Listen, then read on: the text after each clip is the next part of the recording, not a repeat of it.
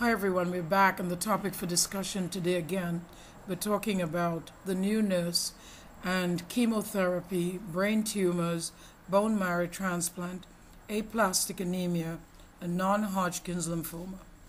In our first picture here, we have bone marrow transplant. And there's tons of helpful information on this topic at dearnurses.org. Just going to give you a brief rundown of what's on there. Patients who have bone marrow transplant, they have it for a purpose.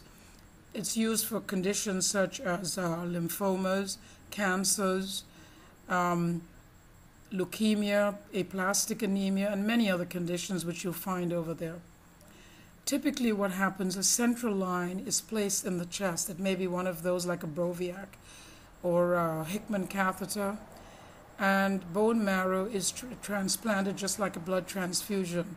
Prior to this, there is a procedure that's done which is called harvesting, where blood is removed, the bone marrow is removed from an area like the iliac crest in the hip, because that is one of the areas that's supposed to be rich in bone marrow.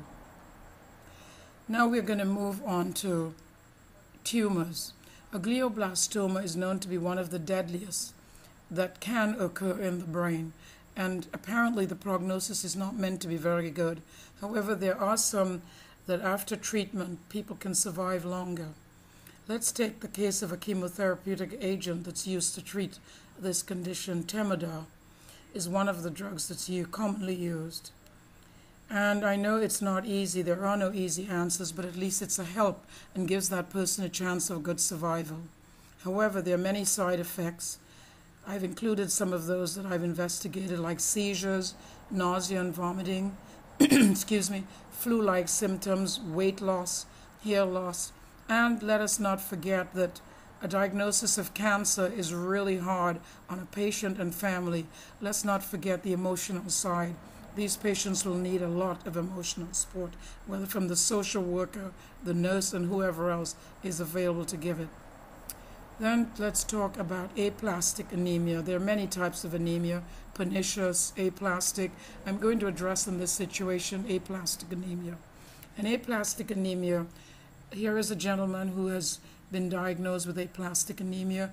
Prior to this, he had a diagnosis of, he had treatment for cancer, radiation treatment for cancer, and ultimately winds up with aplastic anemia. It might be idiopathic or acquired. Idiopathic means that nobody really fully understand the mechanism. Anyway, in acquired, it may be caused by the very radiation therapy.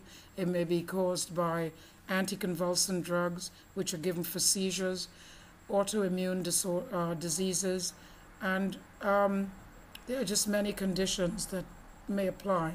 Anyway, good hand washing because of the immune system is very important during this time. And of course, let us talk a little bit about non-Hodgkin's lymphoma. Non-Hodgkin's lymphoma is one of those conditions that the cause of non-Hodgkin's lymphoma, it's not really clearly understood. And it's considered to be a type of cancer. Again, bone marrow transplant may be indicated for its use. And I've given you some of the symptoms here, like red itchy patches on the skin.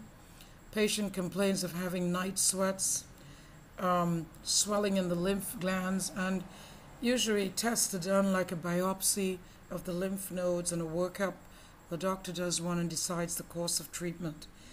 I hope you've learned something from this. I'd like you to go to dearnurses.org and make use of the valuable information that has been presented there. Have a great day.